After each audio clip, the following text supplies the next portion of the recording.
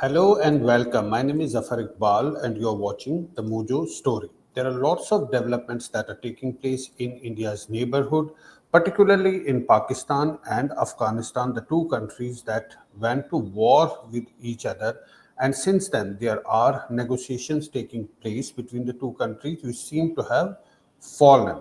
Now, that's the ceasefire that was brokered in Istanbul, but all those developments that are taking place in Pakistan and in Afghanistan do have implications for India. Uh, India, remember, Afghanistan's foreign minister recently visited India.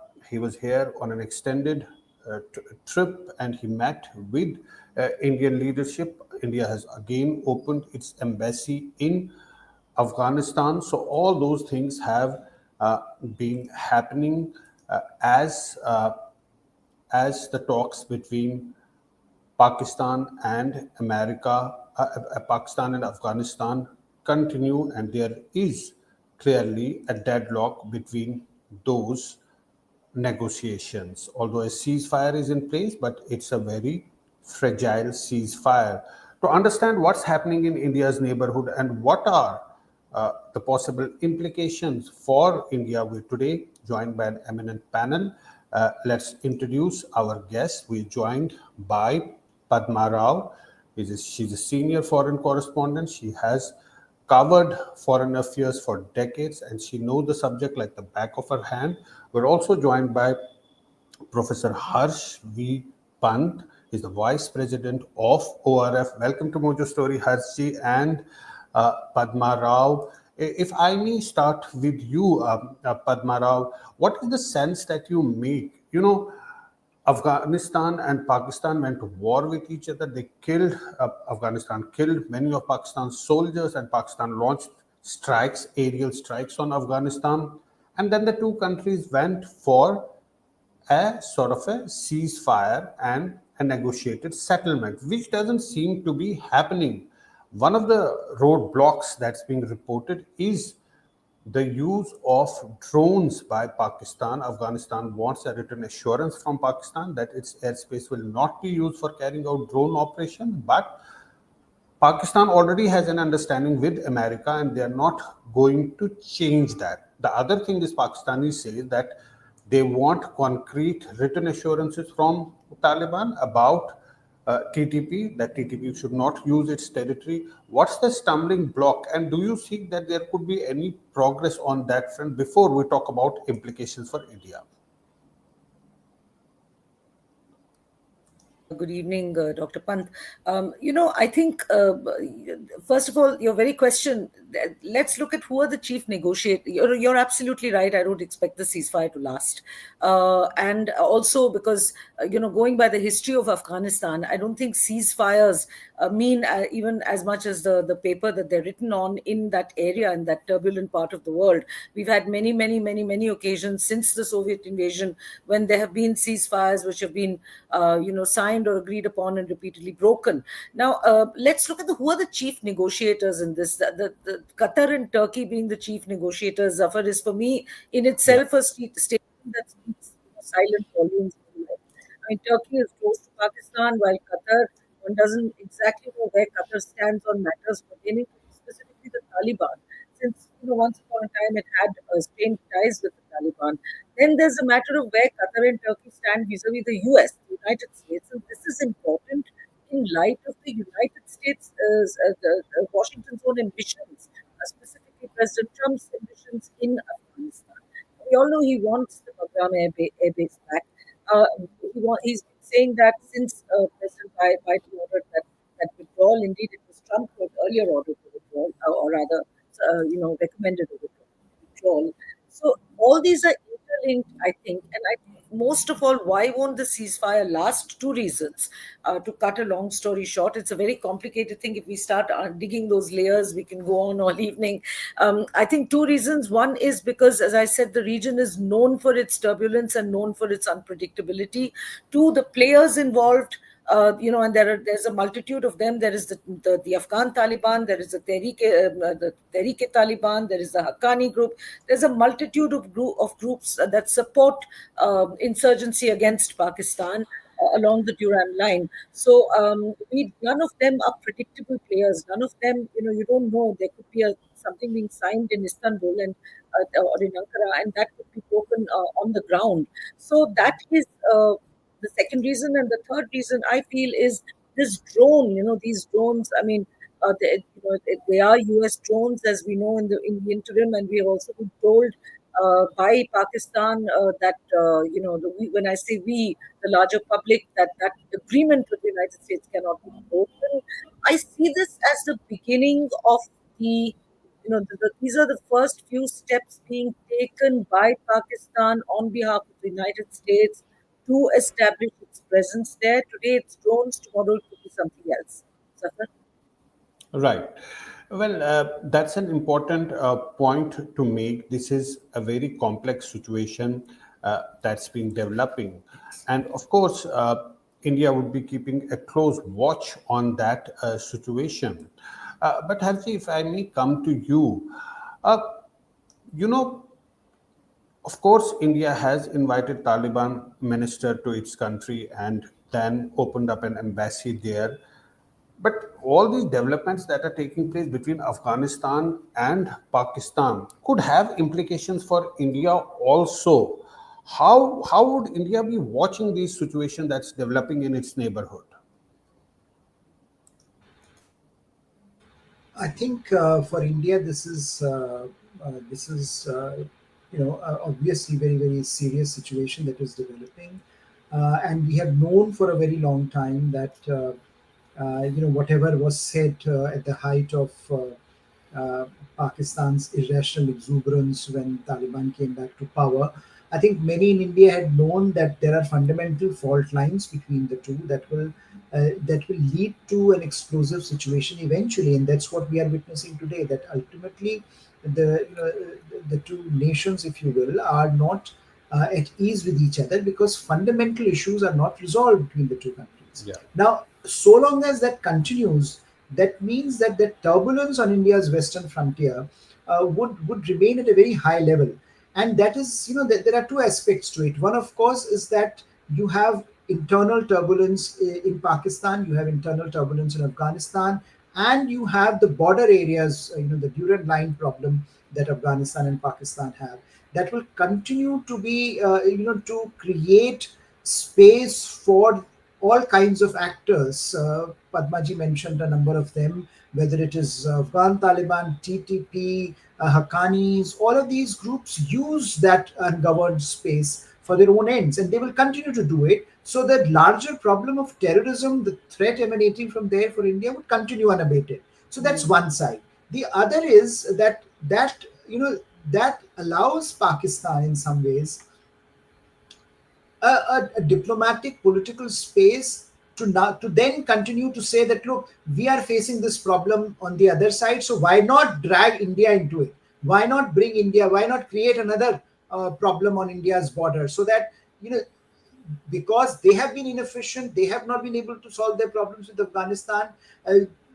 Creating a problem on the Indian border is the least thing that they can do. Least the one of the most is one of the steps that they can take to take the focus away from the problem that they are facing vis-a-vis Afghanistan. And that means that whether India likes it or not, whether India is prepared or not, that challenge for India on its western frontier would continue in multifarious ways, and India therefore will be watching very carefully, irrespective of this outreach that India has made to the Taliban, because there is no guarantee that things would stabilize. Absolutely. And you know, when you spoke about Taliban taking over Afghanistan, the kind of statement that were issued from Pakistan, that ISI chief went to Kabul and was sipping a cup of tea. It was making a big statement that, look, we are in control. Where is that control? They, because irrespective of the regime in Afghanistan, fundamentally they are same on one issue, whether it's Durand line, whether it's problems with Pakistan. They don't differ, and that's probably the miscalculation that Pakistan has made, a big miscalculation here. Padma, you would agree? To an extent, yes, I would agree, Zafar. There's only a small thing I'd like to add to that. It's a note of warning actually to India, because that's not something that we can really rely upon. The Taliban and how its relationship with Pakistan is going to pan out because of the US element, I feel.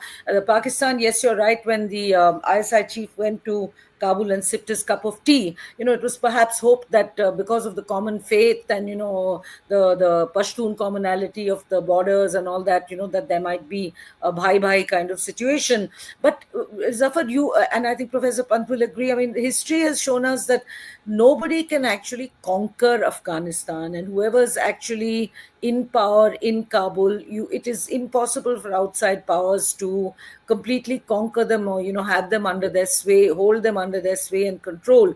And I would say, especially and more so, since the US president has made known his ambitions, for rare earths and minerals, and he's spoken about it at length. He had said we want it back soon. Then he said, if you don't give us Bagram back, bad things are going to happen, and he's all this kind of thing. So they've made it very clear. So the Taliban will be on their guard, even as far as Pakistan is concerned, which is one of the reasons why I don't believe in the ceasefire. Coming to what Professor Pant was saying on, the danger for India, I also see it that they might build up on their eastern border. They might sort of increase hostilities against India. I've been listening to some analysts, army generals specifically, who say that the Pakistan armed forces, if they start fighting the Taliban, as they have been doing indeed, by curiously sometimes even bombing their own people in Khyber Pakhtunkhwa recently in September. So I think once they're fully engaged with combating the Taliban, I mean, generals, I'm quoting generals, who say that they will not have the wherewithal to also keep up a battle on the Indian, front. But having said that, yes, I think that India has. I would like to say, turn lemons. What's the saying? Turning lemons into lemonade. Lemon, I think yeah. India can. Turn this into a very good opportunity, and it is already doing so by engaging with the Taliban. So we're headed for a very interesting game of chess, if you like, to put it sort of a little nonchalantly, but possibly a bloody game of chess if it leads to that. But we're already seeing the involvement of all the big players converging in the region yet again, with the focus on Afghanistan, Russia, China, India, the United States, and Pakistan. In other words, all the usual suspects. Zafar? And there is this factor of Pakistani leadership right now. Its army chief, particularly Asim Munir. Now, Afghan Taliban have in fact issued a direct threat to him. We can actually uh, play that sound bite, and you know what exactly he said. Uh, okay, it's not playing here, but he had clearly said that it Afghans are not going to tolerate Asim Munir, and if he wants to fight, he can come directly and fight with them, not send his soldiers. That is precisely what they had said, and there were many casualties that were inflicted on Pakistan. Now, Pakistan has been resorting to this diversionary tactic, saying that India is responsible. Particularly, Pakistan's Defense Minister Khwaja Asif made repeated statements that Taliban is an Indian proxy. How is it an Indian proxy, Taliban? Because it was Pakistan that sheltered Taliban for all these years. They were they Pakistan is the country that brought them to the fore in the first place, supported them, groomed them, established them. Now it's a monster that's come back to eat them. Like they say, like Hillary Clinton's famous quote, you cannot have snakes in the backyard and expect them not to bite you, Harshi. See, this is such an old template for Pakistan that I think we should stop being surprised by this. Every time, if you take the last 75, 76 odd year history of Pakistan, I mean, you will get an umpteen number of issues where they create a problem themselves. It's an internally generated problem because they are inefficient. They can't manage their institutions well. They can't manage their problems well, and then it's very easy to blame someone else. India, of course, is the favorite whipping boy, and in a way it also is helps them domestically. Whoever is in power certainly can cement their power by using the India tag.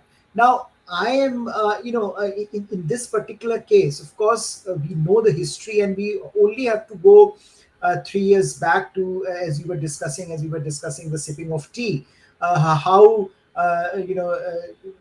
Pakistani generals were beaming with the fact that for once India has been defeated. India had invested so much in Afghanistan, in the democratic Afghanistan, and now as it has come crumbling down. It is the moment of great glory for Pakistan, because Pakistan can't take on India directly. This is an indirect defeat of India, and now the same people who they were putting up as as India's defeat, as the symbols of India defeat, have now becoming India's chess point. So in some ways, this hypocrisy, this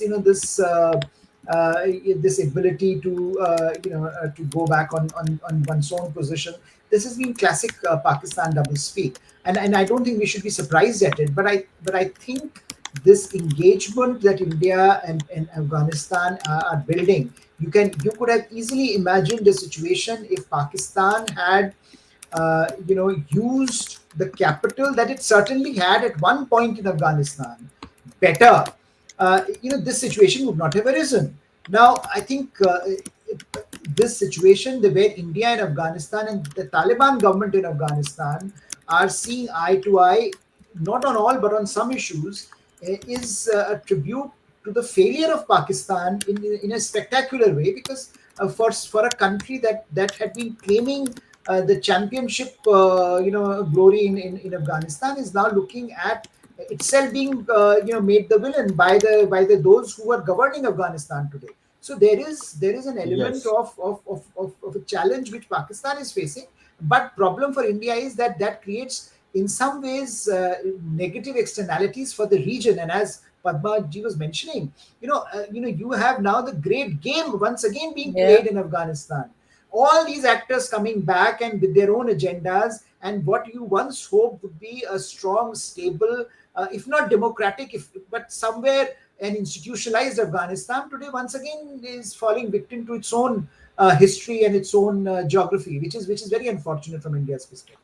And yes, Padma, but just a point that I want to make here: the Pakistani general, the ISI chief Faiz Hamid, who was sipping tea, was court-martialed in Pakistan in a different scenario because he was supposed to be closer to Imran Khan.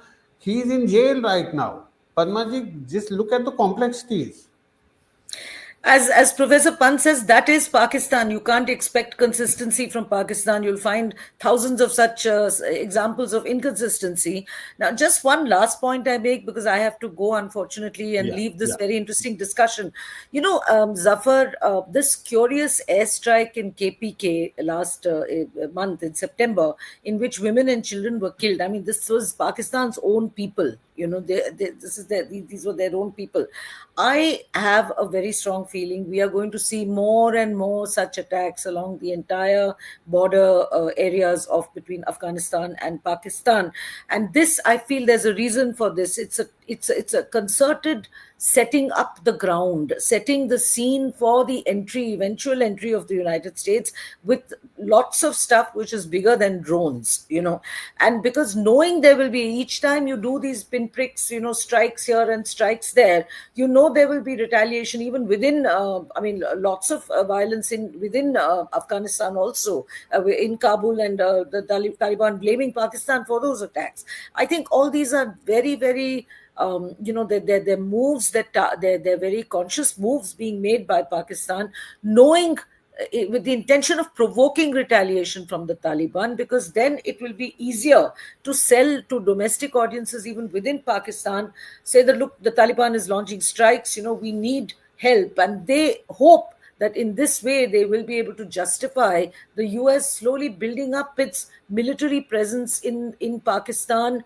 in order to counter terrorism. That's always the cloak. counter Islamist terrorism. But we all know what is actually what the United States actually seeks in Afghanistan. So we're in for a very, very interesting time.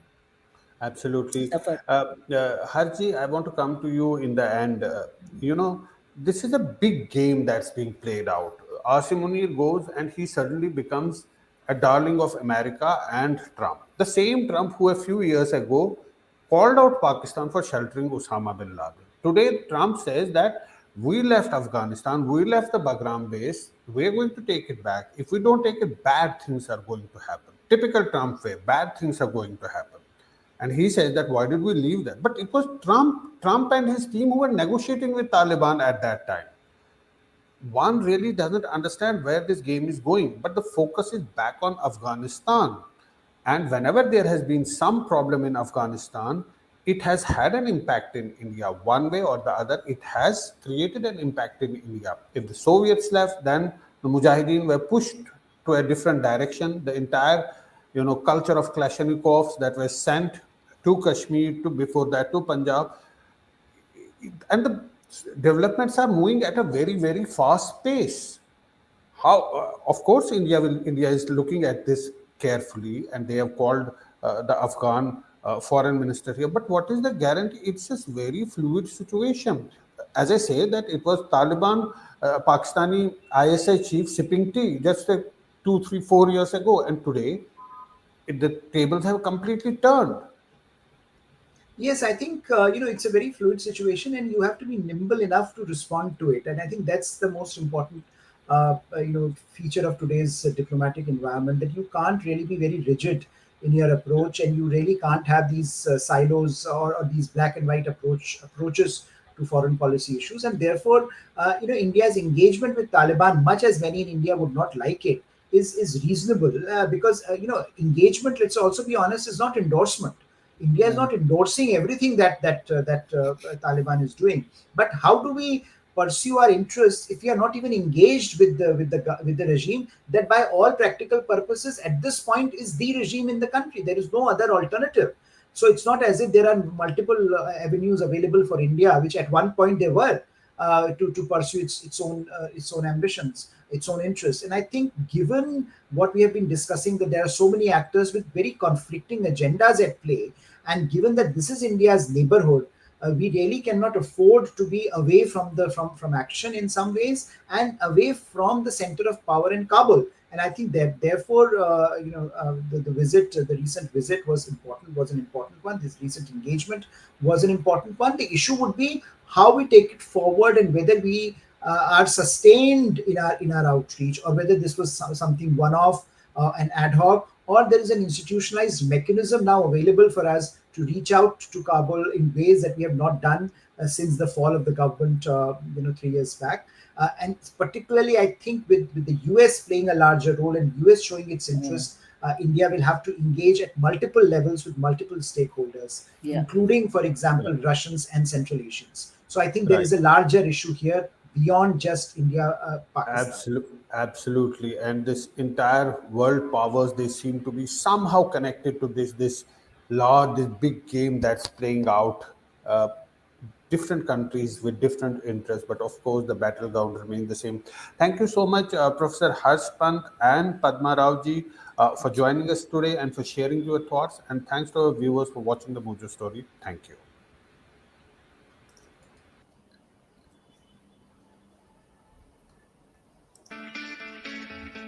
It's great to see you here. Thank you for watching our work. If you haven't subscribed yet, don't forget to click the bell icon and subscribe to Mojo Story and support independent, robust journalism.